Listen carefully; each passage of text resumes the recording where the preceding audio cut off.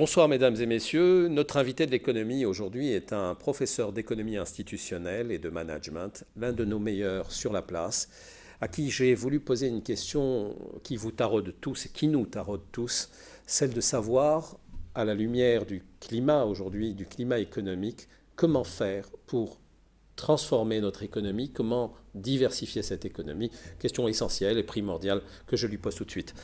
Mohamed Chif Ben Mihoub, bonsoir. Alors, Bonsoir. vous avez, tout comme moi, vu les chiffres, les derniers chiffres, nos recettes pétrolières qui sont à la baisse, et puis l'alarme qui est enclenchée un peu partout.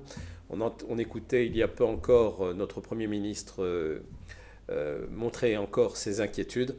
Alors, est-ce que nous avons des raisons d'être inquiets? Et s'il vous plaît, par quel biais? Bon, c'est une question que je vous pose, je ne sais pas si vous pourrez y répondre, mais par quel premier pas va-t-il falloir commencer pour redresser cette économie? Bonjour. Effectivement, la question mérite d'être posée aujourd'hui parce que tous les analystes et toutes les analyses convergent pour dire que nous sommes dans une impasse en matière de développement économique et industriel du pays. Même si les indicateurs macroéconomiques sont encore relativement équilibrés, mais sur le plan de la dynamique de l'économie, aujourd'hui, on peut dire qu'il y a une panne, ou du moins, on est dans une situation assez difficile. L'économie algérienne a toujours fonctionné sur un carburant qui sont les hydrocarbures, et aujourd'hui, ce carburant commence à manquer, et donc on se rend compte qu'on peut tomber dans une panne sèche. Mais j'espère qu'on ne va pas aller jusque-là. J'espère qu'on trouvera les ressorts nécessaires pour trouver des solutions à cette situation assez difficile. Comment faire? Là, c'est une grande question parce que l'économie, même si elle s'apparente beaucoup à l'hydraulique ou à la mécanique, même si ces lois ont souvent été comparées à des lois mécaniques, ce n'est pas toujours vrai. Et l'économie demande un peu de temps pour se mettre en place, pour créer de la richesse. Ce n'est pas facile. Il y a des acteurs, il y a une société, il y a des mécanismes, il y a des contraintes, il y a des institutions. Moi, de mon point de vue, je pense que je vais lancer une idée et puis on va voir qu'est-ce que ça vaut. L'économie algérienne a fonctionné depuis toujours sur les hydrocarbures et je pense aujourd'hui on a encore une possibilité d'utiliser les hydrocarbures pour la transformation de cette économie.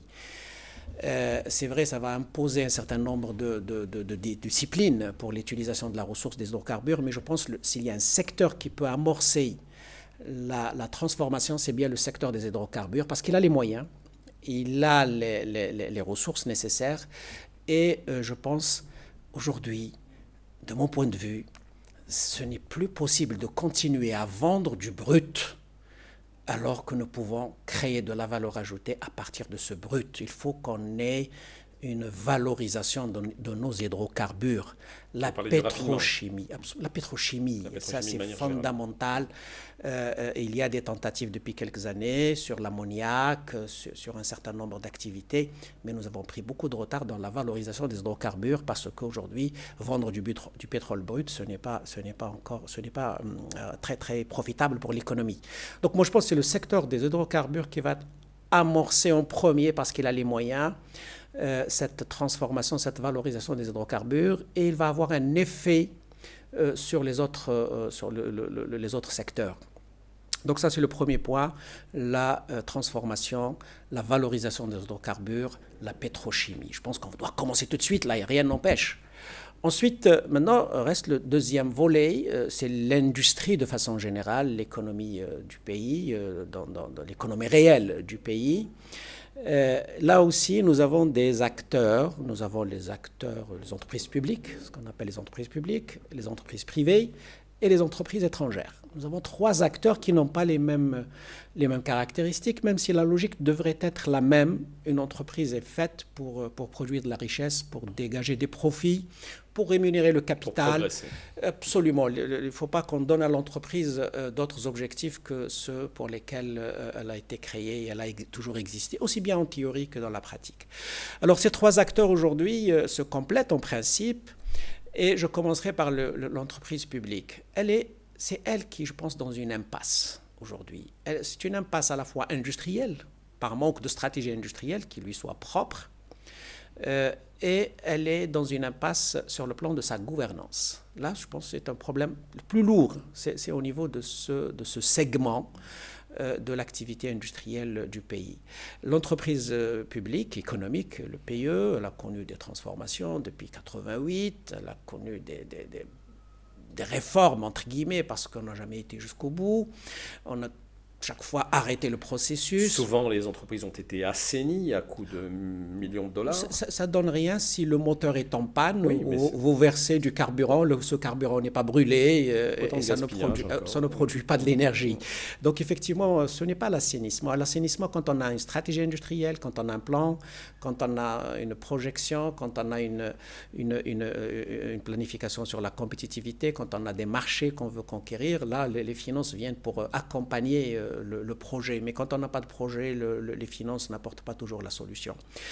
Donc sur ce plan, l'entreprise publique aujourd'hui, elle est dans une impasse parce qu'elle a des sureffectifs et elle ne peut pas licencier, parce qu'elle a un rôle social, parce que sur le plan industriel, elle n'arrive pas à se restructurer en interne, parce que les restructurations sont souvent mal accompagnées, mal conduites, parce que aussi le problème de management.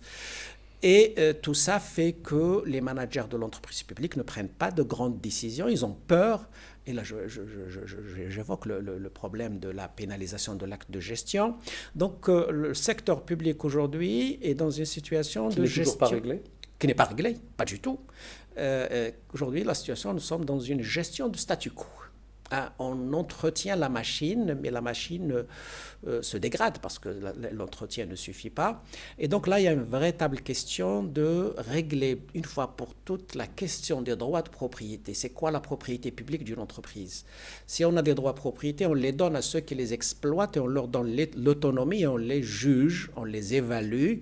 Pas devant le juge, mais par les organes. Et s'il y a des infractions, bien sûr, la justice intervient. Parce que ce n'est pas le cas aujourd'hui ? Ce n'est pas le cas du tout. Les entreprises aujourd'hui n'ont pas d'autonomie de décision. Elles obéissent à quel système à une bureaucratie, à une hiérarchie. Vous savez, on a presque rétabli la tutelle des entreprises, des ministères sur les entreprises. Alors qu'une EPE telle qu'elle a été définie, qu'elle a été... puisqu'on dit qu'elle est régie par le Code de commerce, elle n'a pas de tutelle. Elle doit être, elle a sa personnalité juridique, financière, son autonomie financière, elle doit prendre toutes les décisions. Et le propriétaire intervient par le truchement de l'Assemblée générale et des administrateurs. Et là aussi, il y a la question des administrateurs. Il ne faut pas qu'on nomme des administrateurs, des bureaucrates qui vont représenter des ministères et qui ne sont pas porteurs de projets. Donc toutes ces questions ne sont pas réglées. Le secteur public aujourd'hui n'a pas du tout eu le traitement nécessaire. Le traitement financier, on a vu qu'il ne donne pas de résultats. Il y a un traitement sur le plan de la gouvernance qu'il faut vraiment traiter. Et quand je parle de la gouvernance, c'est les droits de propriété. C'est quoi les droits de propriété publique ? C'est qui le propriétaire de l'entreprise publique ? Et c'est quoi un manager d'une entreprise publique ? Ce n'est pas un fonctionnaire, ce n'est pas un administratif, c'est quelqu'un à qui on confie des droits de propriété pour les fructifier, qui doit élaborer des stratégies industrielles, qu'il doit rendre compte aux propriétaires in fine, mais à qui on doit laisser la liberté pour choisir entre plusieurs alternatives. Maintenant, s'il n'a pas la possibilité de choisir entre plusieurs alternatives, on ne peut pas le juger sur les résultats puisqu'il n'est pas seul ou pas, enfin, il n'est pas du tout responsable des choix qui ont été faits. Lui n'a été qu'un exécutant et par conséquent, il n'est pas responsable des résultats. Donc, il faut qu'on règle cette question. Responsabilité, performance, qui est responsable, qui doit choisir, qui doit être responsable de l'efficacité de l'entreprise et de sa performance. Alors, sur l'entreprise publique, avant d'aborder l'entreprise privée, quelles recommandations vous faites ? Tentons d'être pratiques. Ah oui, moi je l'ai dit plusieurs fois, pour l'entreprise publique, il faut revoir de fond en comble sa gouvernance et sa relation avec l'État. L'État est propriétaire, ça c'est une question qu'on ne discute pas, dans tous les pays du monde, l'État peut être propriétaire d'entreprises publiques. C'est vrai que l'Algérie a une situation particulière puisque la taille de ce secteur public est très grande. Donc l'État pense contrôler toute l'économie. Mais je pense que c'est un mauvais choix que de dire... Est-ce que la privatisation est une pourrait être une des solutions. Absolument, absolument. Il fallait continuer sur le processus de privatisation et garder que quelques secteurs. Pourquoi on les garde? Parce qu'on pense que l'État peut les utiliser pour une restructuration industrielle lourde qui ne peut pas être menée par le secteur privé, parce que c'est des secteurs qui ont un impact sur le service public, tels que les infrastructures, tels que peut-être le transport à un moment donné. Mais la privatisation, dans une économie de marché, il faut que l'essentiel des entreprises soit dans le secteur privé. Ça n'interdit pas qu'il y ait des entreprises publiques, mais l'essentiel de l'activité doit être mené par le secteur privé. Donc la privatisation, absolument, il y a des unités, il y a des activités qui peuvent être... Il y a eu revirement à ce niveau-là. Absolument. Et souvent, on observe des revirements dans tous les segments de l'économie. C'est pour ça que j'en viens à vous dire, et je suppose que vous partagerez mon avis, est-ce que finalement, au lieu de parler de gouvernance des entreprises, est-ce qu'il ne faut pas parler maintenant de gouvernance de l'administration et du gouvernement lui-même? Parce que je pense que c'est le premier travail qu'il faut faire. C'est que pour que, à haut niveau de l'exécutif, au niveau de la hiérarchie administrative, c'est là que la sensibilisation doit se faire avant d'aborder une sensibilisation à échelon inférieur au niveau de l'entreprise publique. Absolument. Non, je suis entièrement d'accord avec vous. Mais là, parce qu'on parle de l'entreprise publique, j'ai parlé de la gouvernance de l'entreprise publique. Je vous ramène sur un terrain politique, mais j'y suis obligé. Non, c'est pas politique. L'économie, c'est de la politique aussi. Ça, il n'y a pas de problème. Aujourd'hui, il y a une vraie question, celle de la gouvernance économique de l'Algérie. Globalement, ça touche aussi bien les entreprises publiques, privées, etc. Mais la gouvernance publique, c'est aussi au niveau politique. Et aujourd'hui, c'est quoi la gouvernance finalement? C'est essentiellement définir des responsabilités, c'est aussi rendre compte, à chaque fois, à chaque niveau de la décision, on doit rendre compte, c'est aussi de l'efficacité, c'est de la transparence dans la gestion, et c'est de la participation à la décision. Et aujourd'hui, effectivement, est-ce qu'il y a un débat? C'est de la constance aussi dans la décision. Oui, il y a une régularité, il y a une stabilité. Il faut que quand on décide pour un certain temps au moins. Absolument, on va jusqu'au bout. Une stabilité institutionnelle. Et aujourd'hui, malheureusement, nous n'avons pas de débat sérieux sur le devenir de l'industrie algérienne, par exemple. Là, au niveau macroéconomique, je parle. Donc, c'est des décisions qui se prennent par des gouvernements successifs et pour tous les 2 ans, on change de stratégie, de vision. Et je pense là, ça n'aide pas beaucoup à stabiliser et à créer un climat de confiance. Vous savez, l'économie, c'est de la confiance d'abord. L'économie, c'est 2 choses. C'est un ensemble de contrats entre personnes, entre acteurs, et de la production de la confiance. C'est ça, finalement, le premier objectif de la bonne gouvernance, c'est de rétablir la confiance. Absolument. Produire la confiance. Les institutions sont faites pour produire de la confiance, pour que les acteurs économiques respectent les règles du jeu. Les administrations fixent les règles du jeu, mais ils ne doivent pas jouer. Si celui qui fixe les règles du jeu commence à jouer, il fausse le jeu. Et à ce moment-là, les autres joueurs vont trouver les moyens à tricher sur les règles du jeu.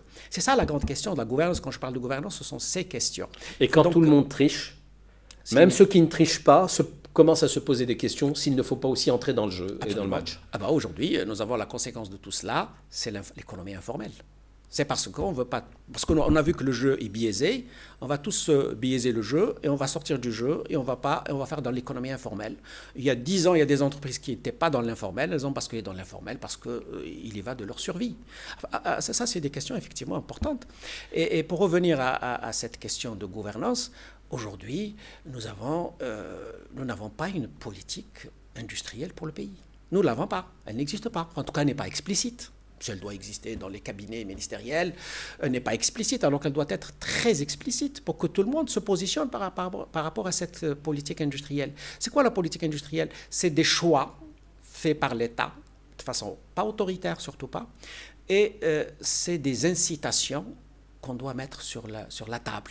Et celui qui joue le jeu, il bénéficie de ces incitations. Aujourd'hui, rien n'est clair à ce niveau-là, aussi bien pour l'entreprise publique que l'entreprise privée. L'entreprise publique, on l'a infantilisée, on l'a instrumentalisée, Et par conséquent, on ne peut pas lui demander d'être efficace, d'être productive, d'être innovante. Ça, c'est la question centrale, l'innovation. Maintenant, si vous voulez, on parle du secteur privé. Voilà, allez, vous y inviter. L'Algérie est dotée aujourd'hui d'un secteur privé, je pourrais dire, dynamique. Mais il est encore au stade, j'allais dire, faible.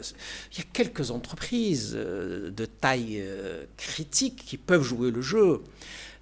Sur 700 000 entreprises, ce qu'on appelle les entreprises PME, etc.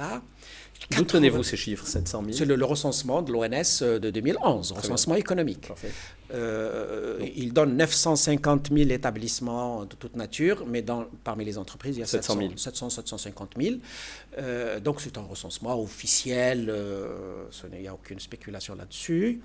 96% sont des TPE, très petites entreprises, soit individuelles, en tout cas moins de 10 salariés. Celles-là, tout de même, elles sont utiles, elles peuvent être connectées à des réseaux industriels, mais elles ne peuvent pas jouer le rôle moteur de l'industrie algérienne. Donc il reste 4%. Il y a 4%, il y a quelques entreprises dynamiques qui jouent le jeu, qui sont aujourd'hui, ils ont la taille critique, mais qui n'ont pas parfois... Ils ont une dynamique, des stratégies, mais qui n'ont pas parfois les moyens nécessaires pour se développer rapidement, n'ont pas le climat d'affaires favorable pour leur croissance, etc. etc. Excusez-moi, juste encore un chiffre sur la proportion privée-publique. On en est à combien ? Alors, ça dépend de sous quel angle on étudie ça. C'est sous l'angle des effectifs, c'est le secteur public qui est non, sur l'angle de l'existence elle-même de l'entreprise. De chiffres. Oui, il y a combien d'entreprises publiques et combien d'entreprises privées aujourd'hui ? Beaucoup plus d'entreprises privées que d'entreprises publiques. Oui. Les entreprises publiques, elles sont relativement de taille assez importante. Par contre, le privé, c'est des petites. D'accord, donc elles seraient dans les 4%, elles-mêmes dans les 4%. Oui, les publics sont dans les 4%, oui. D'accord. Donc sur ces 4%, il y aurait peut-être 1% ou 2% d'entreprises publiques, c'est ça ? Oui, en nombre, oui, elles sont très, très nombreuses, ils en ont 400 ou 500, voilà. Donc aujourd'hui, je pense que ceux qui peuvent mener la restructuration industrielle, ils peuvent être la locomotive, ce sont ces entreprises publiques, à condition de les restructurer, de les corriger. Vous maintenez que le départ peut venir, doit être... Dans le contexte actuel, absolument. C'est toujours les entreprises publiques qui doivent... Oui, mais pas dans leur état actuel. Aujourd'hui, non, ils ne peuvent rien conduire. Il y en a peut-être quelques-unes, mais non, ce n'est pas possible. Dans l'état actuel, ils ne sont pas... Donc c'est de leur côté principalement qu'il faut regarder aujourd'hui. Il faut regarder. C'est là que le fouet doit être donné. Absolument. Ça, on ne peut pas les mettre de côté parce qu'elles représentent l'essentiel de la production, en tout cas en termes de taille, en termes Donc c'est là et au niveau des 96% du privé. Parce que celles qui sont grosses et au niveau privé, apparemment elles ont fait leurs preuves, elles sont dans un bon dynamisme. Absolument. Mais celles-là, dans un bon management. Vous savez, en 2011, l'Algérie a mis en place des dispositifs d'incitation extrêmement généreux. C'est le dispositif ANSEJ, mais pas uniquement. C'est un dispositif destiné à la création d'entreprises, de petites entreprises, des jeunes, etc. C'est bien en soi, mais il faudra faire aujourd'hui le bilan d'une politique publique. Quel est votre premier bilan là-dessus ? Bon, je n'ai pas de chiffres, mais je ne pense pas que ce soit brillant. Par contre, on n'a rien prévu pour les entreprises qui existent, qui sont en phase de croissance. Pour cela, on n'a rien prévu. Et ça, c'est une anomalie, parce que autant on peut avoir un dispositif de création de jeunes entrepreneurs, il faut les encourager, parce qu'on ne crée pas assez d'entreprises en Algérie, mais il faut penser aussi à celles qui sont en phase de lancement, elles sont en phase de développement. Celles-là, ce qu'on appelle les gazelles. La France a développé un programme de cette nature il y a quelques années, plus de 10 ans, un plan Gazelle. Ce sont les entreprises qui existent, qui courent bien, qui ont des visions. Et ce programme mérite d'exister aujourd'hui pour aider ces gazelles. Les jeunes poussent, il faut continuer à les aider, mais les gazelles aussi, il faut s'en occuper. Parfois, ce n'est pas nécessairement des finances, mais c'est un climat des affaires qu'il faut améliorer. C'est un peu une débureaucratisation, des facilitations à l'international, au commerce international, dans les questions d'innovation, etc. Donc les besoins ne sont pas les mêmes que celles de la petite entreprise qu'on veut créer, etc. Mais sur ce plan, je pense qu'on n'a pas fait grand-chose, ça reste à faire. Ensuite, ces entreprises privées aujourd'hui, certaines se sont développées. Qu'est-ce qu'on a constaté dans certains secteurs? aujourd'hui, il y a une concurrence entre le public et le privé, dans l'agroalimentaire par exemple. Mais ce qu'on constate, c'est quand on aurait pu privatiser les entreprises publiques, qu'on ne l'a pas fait dans les délais, et qu'on a bureaucratisé la procédure, les privés, les investisseurs algériens privés, ils ont investi à nouveau. Et aujourd'hui, on se retrouve dans des surcapacités. Il y a les publics qui sont là, qui tournent à 20-25%. Et parallèlement, en face, des investissements privés. L'agroalimentaire, par exemple, en matière de semoule-minoterie, nous avons des excédents. Alors que c'est une bonne chose, les excédents, si on peut les exporter. C'est pas facile parce que dans le secteur public, technologiquement, elles sont complètement dépassées parce que c'est des investissements très anciens, ils n'ont pas été renouvelés. Et aujourd'hui, sauf les partenariats qu'on a mis à 70%, 30%, avec 2 expériences à l'ouest et au centre, avec, je crois, 2 entreprises privées, Ibn Amr à Corso et l'autre à l'ouest. Donc là, c'est pas suffisant parce que il y a beaucoup de minoteries, semoule République, qui sont à l'arrêt pratiquement, hein, parce que là, alors qu'on aurait pu les privatiser il y a 15 ans, il y a 10 ans, et les privés étaient acquéreurs de ces entreprises et on n'aurait pas laissé de la quincaillerie comme ça. Alors que le privé a investi massivement dans ce secteur. J'ai pris le cas des minoteries semouleries, c'est le cas des briqueteries aussi. On risque d'être en surcapacité bientôt. Et là aussi, nous constatons qu'il y a le privé qui a investi dans de nouvelles briqueteries et parallèlement, le public n'a pas continué à exploiter des briqueteries. Mais là, quel est le problème? Vous vous inquiétez donc de la disparition, de l'handicap des entreprises publiques? Oui, c'est un gaspillage pour l'économie nationale. Là, je ne fais pas de différence. C'est un gaspillage, c'est un investissement. Non, mais sur le terrain de la production, c'est intéressant. Voilà qu'on est dans... oui, on tourne quand on tourne surproduction. Sur capacité. En surcapacité. Et quand on tourne dans certaines unités publiques à 30 ou 40%, c'est pas normal. C'est un gaspillage pour l'économie nationale. Okay. Et c'est dommage parce qu'on a des effectifs, on a des salariés à payer, etc. etc. Donc malaise et... Je dis qu'on aurait pu faire cette privatisation plutôt que d'investir à nouveau ou investir un complément d'investissement et non pas comme investir à partir du néant. Donc là, le processus de privatisation a été arrêté et malheureusement, les conséquences... C'est déjà trop tard. Aujourd'hui, c'est très difficile de privatiser le secteur public aujourd'hui, parce que technologiquement, il est complètement dépassé. Il y a certains segments qui peuvent être... Mais on peut en faire autre chose que de la semoule. Oui, absolument. Non. C'est pas facile. Quand vous avez une minoterie, la reconversion ne peut pas se faire. C'est pas évident. Donc là, j'ai pris 2 exemples, mais il y en a d'autres qu'on aurait pu privatiser, que ça n'a pas été fait, et aujourd'hui, on risque de porter cette situation avec des effectifs, parce qu'il y a des salariés, il y a le syndicat qui ne joue pas le jeu, qui n'accepte pas les licenciements, etc. etc. Donc il y a de vrais problèmes structurels aujourd'hui. Alors, rapidement, un mot sur les entreprises étrangères, le dernier volet. Alors, les entreprises étrangères, quand elles sont venues en Algérie, elles ont choisi des segments particuliers, les plus rentables. Elles n'ont pas beaucoup investi, il faut le dire. Il ne faut pas croire que les étrangers ont beaucoup investi en Algérie. L'exemple de Annaba est révélateur de cette, comment on appelle ça, de cette réserve de l'investisseur étranger. Je parle de ArcelorMittal. C'est vraiment, il s'est engagé sur un investissement, et puis se retirer, puis c'est l'Algérie qui a encore pris l'investissement, etc., etc. Bon, il y a quelques succès tout de même. Et sur cette incitation, là, maintenant, des gouvernements sur ces obligations à pousser les entreprises étrangères à produire ici pour pouvoir travailler en Algérie. Oui, les entreprises... Est-ce qu'on est là dans la bonne direction? Vous savez, les entreprises étrangères, l'investissement étranger de façon globale, c'est des capitaux. Oui. Qui sont disponibles, pas chez les entreprises, dans un système financier, etc., qu'on peut mobiliser pour investir. Mais vous savez, autour de la Méditerranée, tous les pays ont cette politique d'IDE, d'incitation à l'investissement des étrangers.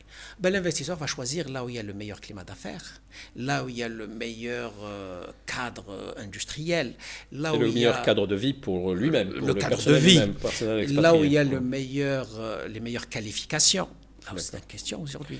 Les qualifications, on ne les trouve pas en Algérie, contrairement au discours ambiant qui dit que l'Algérie a d'un potentiel de ressources humaines, etc.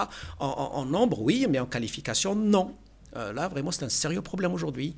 Les étrangers, les investisseurs étrangers, quand ils viennent en Algérie, ils ont des difficultés à trouver les compétences cherchées, les compétences désirées.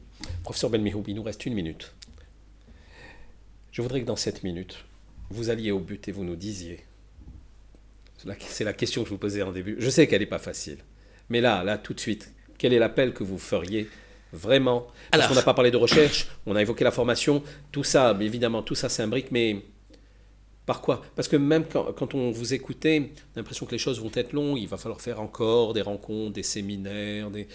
Non, on n'a pas besoin. Mais on n'a plus besoin? Non, non, non. Le diagnostic est fait depuis très longtemps. C'est ça. Non, non, je pense que les diagnostics, on sait bien faire, on sait faire les diagnostics en Algérie. Maintenant, c'est la décision. Alors, la diversification de l'économie algérienne aujourd'hui passe par l'entreprise. C'est quoi l'entreprise? C'est-à-dire des entreprises compétitives capables de jouer sur l'arène internationale. Et où on va les trouver? Comment on va trouver les hommes? Je pense que c'est possible, mais ça demande du temps et de l'argent aujourd'hui.